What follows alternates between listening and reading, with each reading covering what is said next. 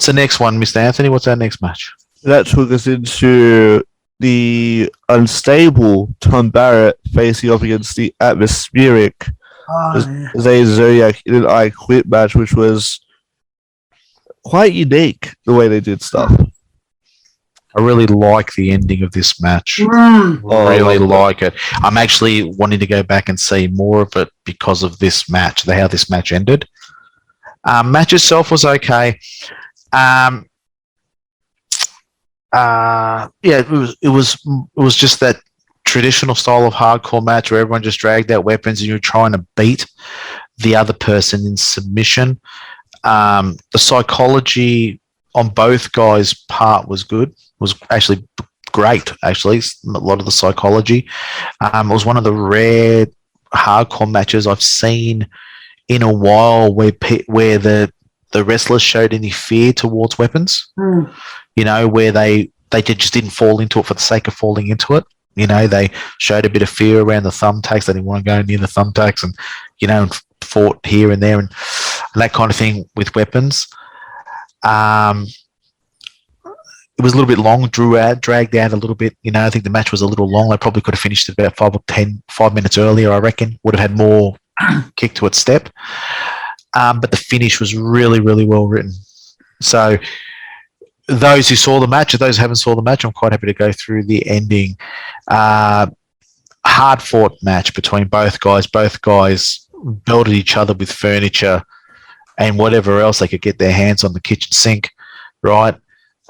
Throughout the whole match, both guys worked really, really hard. The psychology was good. Towards the end, Tom was on top. Tom's asking for basically for him to say, I quit. And when he refuses to, as he picks the bat up to finish him off, out comes Jason Crash, which is, I don't know if it's known in storyline or what it is, but that's his brother in real life, right? And he came out to protect his brother. And in doing that, Tom won the match because he basically said that I'm going to say he's going to quit for him. Well, he threw the towel in. He threw the towel in and done an Arnie Strickland. Right? Yeah. And, in that, brother turned on brother. And I thought it was great. I thought it was a great finish to the match. Zane Zodiac turned, loved it. Tom, and everyone came out looking strong on this. Tom came out looking strong. Zane Zodiac came out looking strong, right? And Jason came out looking like a really good face because he was like concerned for his brother's health and well-being.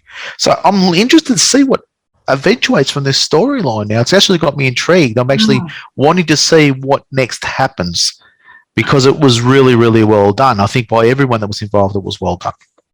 Yeah, I agree wholeheartedly. I must admit, and this is no disrespect to Tom at all, I've seen him work a few times before, but I thought he did really, really well. I thought that was one of the better performances I've seen from him. The match, as you said, was a wee bit too long. That probably could have ended 5 minutes earlier because sometimes you can see when you're trying to stretch it out. Now, I've got to ask you because, my memory's not what it used to be. Was that the match, Anthony, where Zane was on the barricade and they said to one of the kids, hold him? No. That wasn't that match. No, because I want to talk about that when we get to that. Or have we already passed it? No, we haven't gone to that yet. Okay, good. Because I want to say something about that. But very, very good. The thumbtacks went through the table, used the street sign thingos. It was quite obvious when Tom bladed. That was fairly obvious. The interesting thing was, after the match and everything was finished and all the rest of it, and Tom's covered in blood and all the rest, and then he comes out of the dressing room and there's not a smark on him. Not even just a Band-Aid. He should have stayed in the back. Yeah, well, at least put a fake Band-Aid on or a couple of Band-Aids or something. Just, again, people say you're a real nitpicky and it's easy to be but it's attention to detail because fans notice and they look and they think, well, you had a face full of crimson. There's not a mark on you, not even a Band-Aid. just little things. But the match was good. And I loved the ending. Straight away, I said to you, Arnold Skoland, when he threw the towel in for Bob Backlund against the Iron Sheik. Yep. And that was good. There's no problem. But you start to see it, and to your point, Mike, you go, I'm really, really interested to see where this story goes. And, so it's captured your interest. Mm. You think about APW, sorry. You do something with that story. You do something proper with the tag team. Mm. You do something proper with those, the mixed tag we spoke about earlier. Yeah. All of a sudden, it's not going to take you a lot to put together a real kick-ass show. Well, there's definitely talent there. There's talent amongst all the guys up and down the card. There's talent. Absolutely. Right? The booking's a bit average. Yeah, it's just some of it can be a little bit, left to field, like what we say so far. And this can build into brother versus, what was that not documentary, that show on, was it Netflix or Stan or one of them, the wrestling promotion and the brother. Oh, there was Heels, wasn't it, named Heels? But I never watched it. I never watched it. The blonde guy who was in the Vikings, he was the tall blondie one against his brother who was sort of the promoter booker, and they were brothers. I love that show. I thought it was actually quite good. It was, reasonably realistic if you've been in the back room and all the rest like we have. So they could go down that path and do a bloody good story with it. They could do a really good story with it. The thing I really liked about it too is they didn't just bash and crash each other with weapons. There was good working in there as well. There was actually good work done. It was done in a safe and professional manner. Yeah, and they could bring me in as the father. Yes. Sort of like the Paul Bearer between Kane and The Undertaker. There you go. I think the Paul Bearer voice. Yeah, can you do it? Okay. Mind you, I'm not far off it just naturally. Still waiting for them to drop.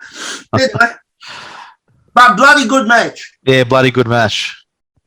2 thumbs up on that one. Yes. 100%.